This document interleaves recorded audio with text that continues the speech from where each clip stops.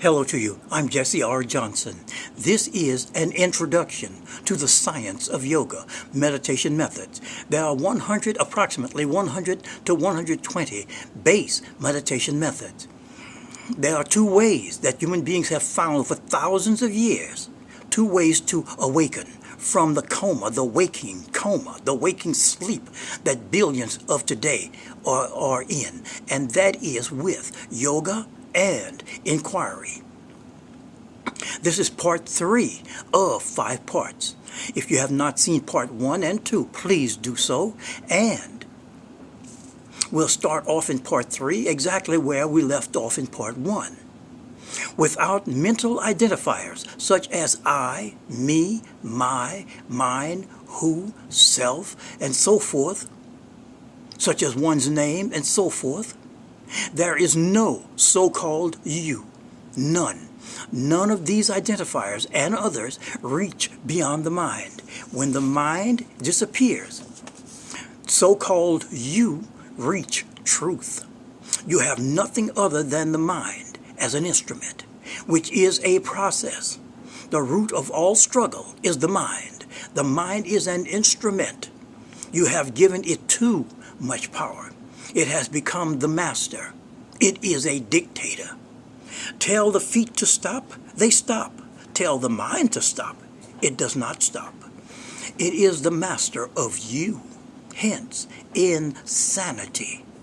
You need mind for time and space, recognition, speech, etc. The difference between a mystic or a Buddha and you is he or she uses the mind. But you and billions like yourself are used by the mind. Mind is a passive instrument. Mind is part of the body processes. They are two sides of the same coin. They are one coin, not two coins, so to speak. You are a psychosoma or body-mind. They, body, mind, are two functions of one thing. Harmony, bliss, genuine love, etc. are your intrinsic nature. It has not to be achieved. It is not somewhere else. You are born as such with all these extreme high qualities, which is you. If mind is in misery, it becomes closed. You close your doors from everywhere. Hence, suicide is total closure. When you are genuinely happy, you are total open, with wisdom which cannot be fooled. Life is such joy, such deep, extreme of the extreme, beautiful music. Boundaries dissolve, duality is non-overwhelming, then there is only celebration, which is, in this case, the greatest and highest peak of meditation. In misery, you think of your self-destruction and other destruction. Most humans do not live a life. Most humans live a death. Life is when you are open, flowing, unafraid, vulnerable, a mirror, celebrating life itself. King Midas, what he touched turned to gold. When you touch gold and billions like you, it turns to mud crud. Your mind must learn to celebrate life itself, to participate in non-misery. Otherwise, if you step into heaven, you will not find heaven. You will create hell. For you take hell wherever you go. Unless humanity becomes meditative, nothing can help. Meditation turns on the light of right knowledge. Remember, only the witness consciousness is real, nothing else. You are a system, as a living thing, as all other living things, and in a certain sense, like no other. Look directly at your past as it is, as it took place. Do not change anything. Look at the past as it was. You must be totally honest with one's own memories.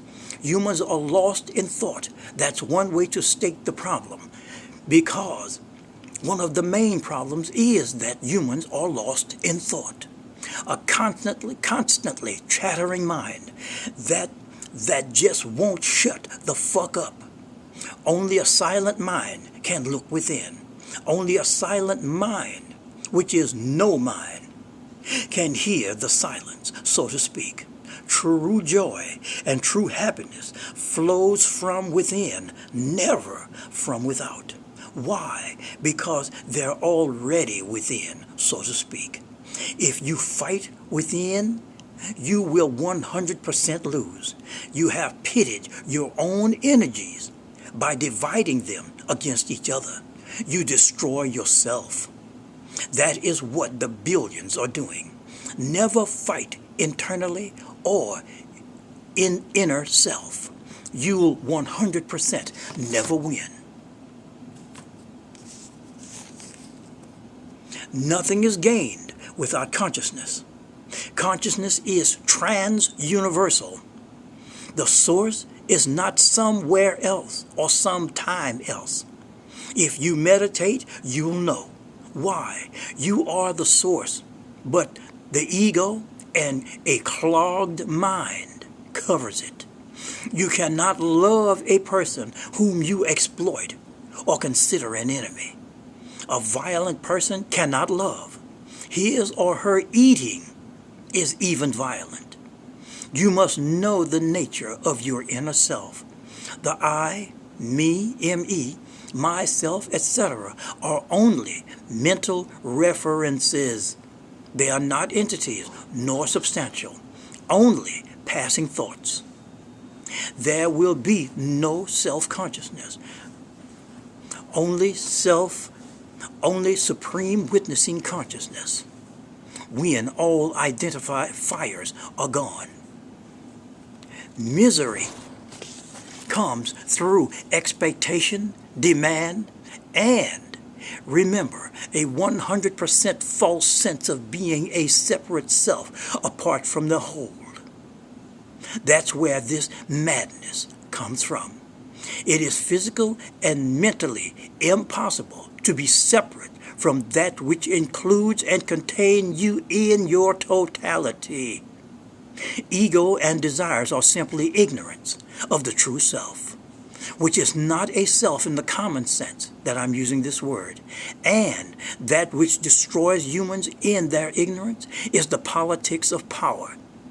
But when knowing the true self, one knows the source of utter, absolute power, not the nonsense that human beings do. Meditation or yoga, or the yoga of Patanjali, is to put your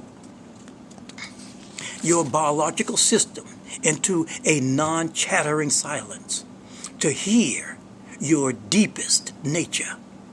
The reason you are in this universe, in this existence, is because you are totally, completely, already accepted as you are. There's no need to be anybody or somebody. The total universe is happy about you. Existence welcomes you. Otherwise, you wouldn't exist. You are here only because real God and real universe loves you. You are perfect. It's the real form of perfect that is being spoken of here. You are absolutely accepted. Don't become a warrior. Become a meditator. Meditation transforms you. Fighting starts you to suppression and leads to more misery. Those who fight their whole life is in misery. Their eyes, their face, their heart, their minds is in misery. Your very being shows everything. If you are miserable, you create them with help. You create misery with the help from 1,000 others through wrong habits, attitudes, addictions, desires. Drop these patterns, for this very life is the ultimate joy possible for and to human consciousness. The light you seek is within, so to speak. The seeking itself is the problem.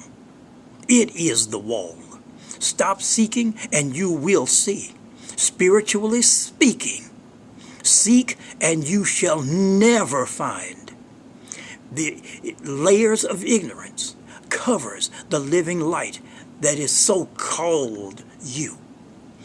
I want to thank everyone for listening and watching.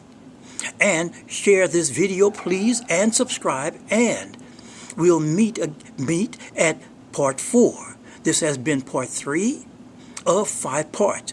Please watch part 1 and 2 if you have not. And I want to thank everyone again for listening and watching, and have a joyous day.